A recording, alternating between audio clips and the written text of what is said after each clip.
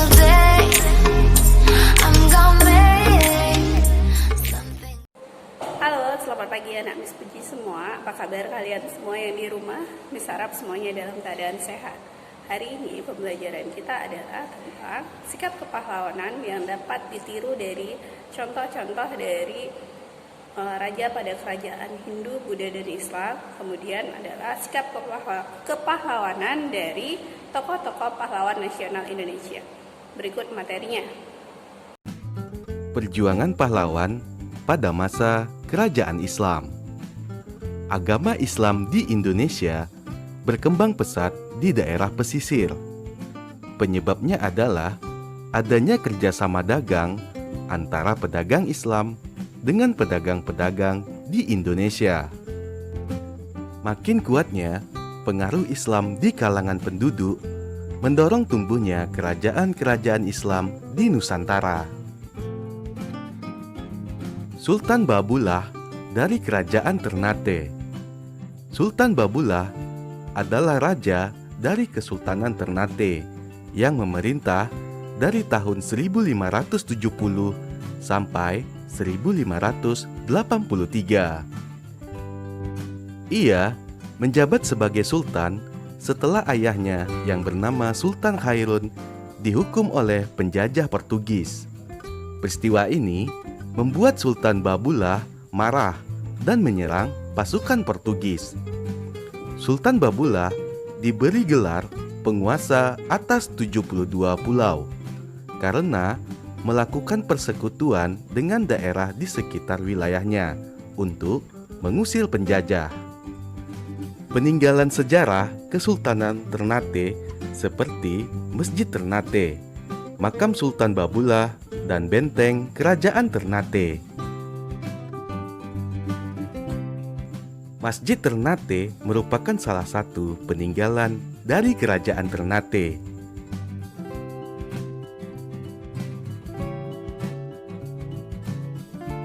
Dua, Sultan Agung dari Kerajaan Mataram.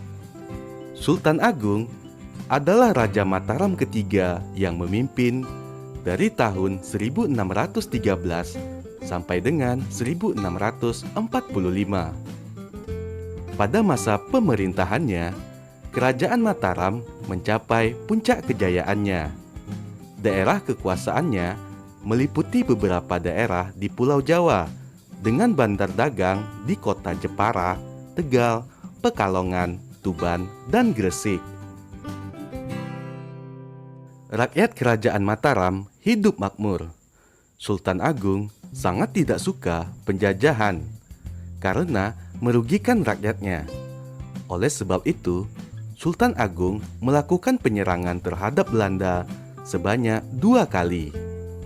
Peninggalan Kerajaan Mataram yaitu Pasar Legi Kota Gede, makam-makam raja, dan Masjid Kota Gede. Masjid Kota Gede Yogyakarta merupakan salah satu peninggalan Kerajaan Mataram.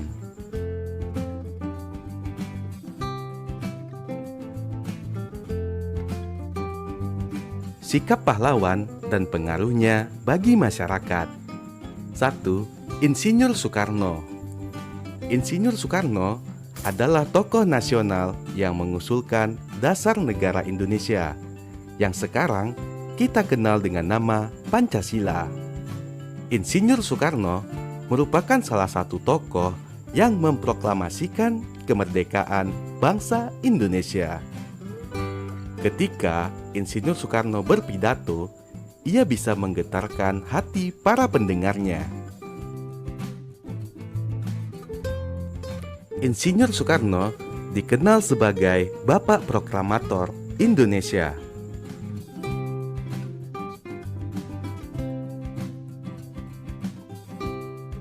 Raden Ajeng Kartini. R.A. Kartini adalah tokoh nasional yang memperjuangkan kesetaraan hak untuk perempuan di Indonesia. Beliau aktif menulis surat-surat kepada teman-temannya. Isi surat tersebut menceritakan rasa ketertarikannya kepada kesetaraan laki-laki dan perempuan di luar negeri. Surat-surat yang ditulis Kartini tersebut dibukukan dengan judul Habis Gelap Terbitlah Terang. R.A. Kartini juga mendirikan sekolah dengan nama Sekolah Kartini tahun 1912 di Semarang. Setiap tanggal 21 April diperingati sebagai Hari Kartini. Raden Ajeng Kartini merupakan pejuang hak-hak kaum perempuan di Indonesia.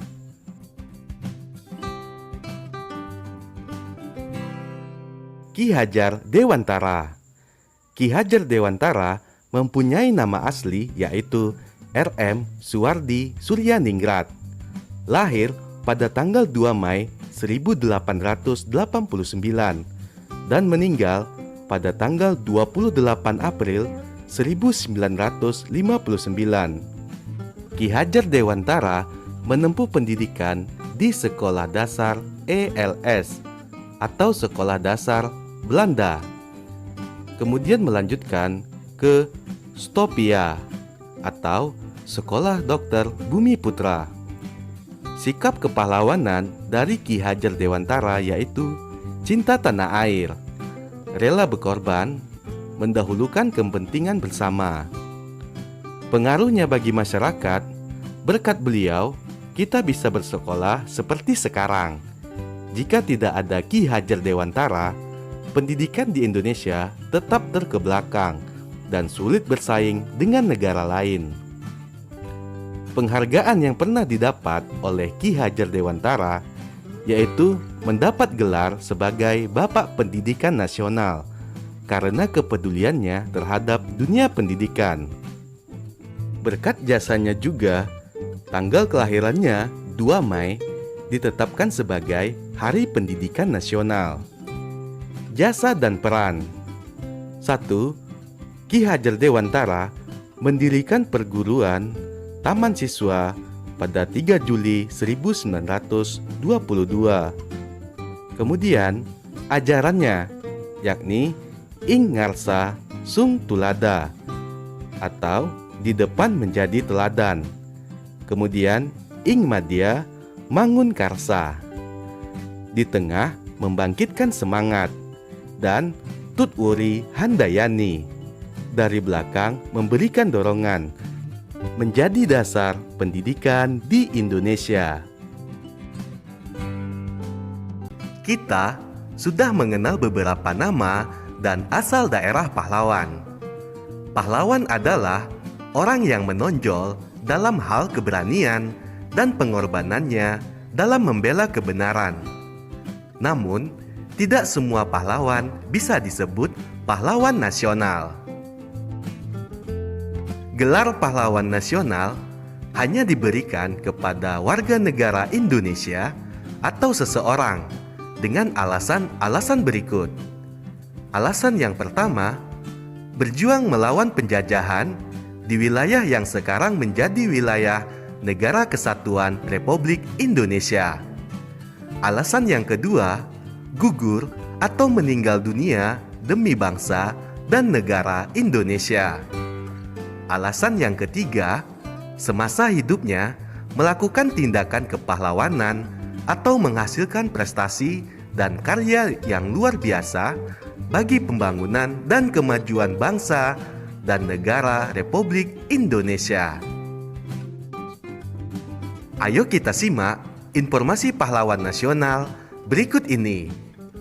Yang pertama, Cut Nyak Dien. Cut Nyak Dien merupakan seorang pahlawan nasional yang berasal dari Aceh. Jasa dan peran Cut Nyak Dien melakukan perlawanan terhadap pemerintah kolonial Belanda di Aceh. Sikap kepahlawanan dari Cut Nyak Dien berani, cinta tanah air, pantang menyerah, teguh pada pendirian. Sisingamangaraja 12. Sisingamangaraja 12 merupakan seorang pahlawan nasional yang berasal dari Sumatera Utara. Jasa dan peran Sisingamangaraja 12 melakukan perlawanan terhadap pemerintah Belanda di Tapanuli, Sumatera Utara. Sikap kepahlawanannya ikhlas berjuang, rela berkorban, gagah dan berani, penuh semangat, pantang menyerah, dan mendahulukan kepentingan bersama. Sisingamangaraja 12 lahir pada tanggal 18 Februari 1845 dan wafat pada tanggal 17 Juni 1907. Pangeran Diponegoro. Pangeran Diponegoro merupakan seorang pahlawan nasional yang berasal dari daerah Yogyakarta. Jasa dan perannya melakukan perlawanan terhadap pemerintah kolonial Belanda di Yogyakarta. Sikap kepahlawanannya ikhlas berjuang, rela berkorban, gagah dan berani, berjiwa kesatria, penuh semangat dan pantang menyerah. Pahlawan nasional berikutnya adalah Bung Tomo. Bung Tomo mempunyai nama asli Sutomo. Lahir pada tanggal 3 Oktober 1920 dan wafat pada tanggal 7 Oktober 1981. Jasa dan peran dari Bung Tomo. Tokoh penting dalam pertempuran 10 November 1945 melawan penjajah Belanda yang membonceng tentara Nika di Surabaya. Sikap kepahlawannya ikhlas berjuang, rela berkorban, gagah dan berani, penuh semangat, pantang menyerah, dan cinta tanah air. Pendidikan yang ditempuh oleh Bung Tomo yaitu Sekolah Rakyat atau SR, kemudian MULO, kemudian Kepanduan Bangsa Indonesia atau KBI, dan terakhir Universitas Indonesia. Pahlawan nasional berikutnya yaitu Pattimura. Pattimura mempunyai nama lengkap Thomas Matulesi Pattimura. Lahir pada tanggal 8 Juni 1783 dan meninggal pada tanggal 16 Desember 1817. Jasa dan peran Pattimura berjuang melawan pemerintah kolonial Belanda di Maluku. Sikap kepahlawanannya ikhlas berjuang, rela berkorban, gagah dan berani, berjiwa kesatria, penuh semangat, pantang menyerah, dan berjuang tanpa pamrih. Sikap kepahlawanan Pangeran Diponegoro. Pangeran Diponegoro lahir di Yogyakarta pada tanggal 11 November 1785. Pangeran Diponegoro menentang penjajah Belanda karena sikap penjajah Belanda yang membebani rakyat kecil dengan pajak yang tinggi dan tidak menaati adat istiadat yang berlaku. Pangeran Diponegoro menggunakan siasat perang gerilya, yaitu menyerang secara tiba-tiba dan bergerak secara sembunyi-sembunyi. Cerita perjuangan Pattimura. Pattimura merupakan salah satu pahlawan nasional yang berasal dari Maluku. Pattimura adalah sosok pahlawan yang berani membela kepentingan rakyat. Pada masa itu, pihak Belanda tengah menguasai perdagangan rempah-rempah di seluruh kepulauan Maluku. Rakyat dipaksa menjual hasil pertaniannya dengan sangat murah. Mereka bahkan harus menyerahkan beberapa bahan pangan kepada Belanda. Selain itu, Belanda juga berencana mengirim rakyat Maluku sebagai serdadu untuk dikirim ke Batavia. Selanjutnya, pada tanggal 6 Mei 1817, Pattimura memimpin perlawanan rakyat Maluku dan berhasil merebut benteng Dulstede di Sapura. Perlawanan Pattimura terus meluas ke Ambon, Seram, dan tempat-tempat lainnya. Setelah beberapa kali kalah dari pasukan Pattimura, Belanda kemudian meminta bantuan dari pasukan Batavia. Keadaan ini membuat Belanda semakin kuat, sehingga membuat rakyat Maluku semakin terdesak. Akhirnya, Pattimura pun tertangkap Belanda.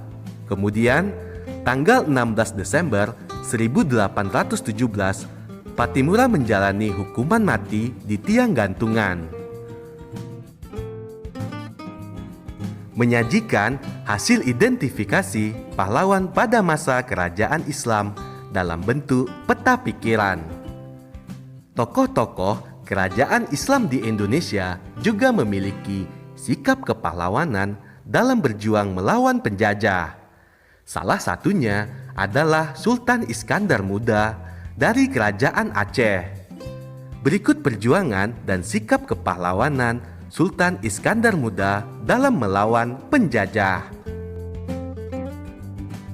Sultan Iskandar Muda lahir pada tahun 1593 dan wafat pada tanggal 27 September 1636. Jasa dan peran Sultan Iskandar Muda mengirim ratusan kapal perang untuk merebut Malaka dari tangan Portugis. Kemudian menjadikan Aceh sebagai pusat perdagangan dan pengembangan agama Islam. Sikap kepahlawanannya gagah dan berani, penuh semangat dan pantang menyerah. Penghargaannya, Sultan Iskandar Muda disebut sebagai pahlawan nasional. Ia turut berjuang melawan penjajahan di wilayah yang sekarang menjadi bagian Indonesia. Materi tadi boleh Nakmis ringkas di buku catatan IPS-nya jika itu tidak ada di buku, tentang sikap kepahlawanan tadi atau tentang pahlawan nasionalnya. Kemudian tugas Nakmis adalah kerjakan paket 1 bab 5 halaman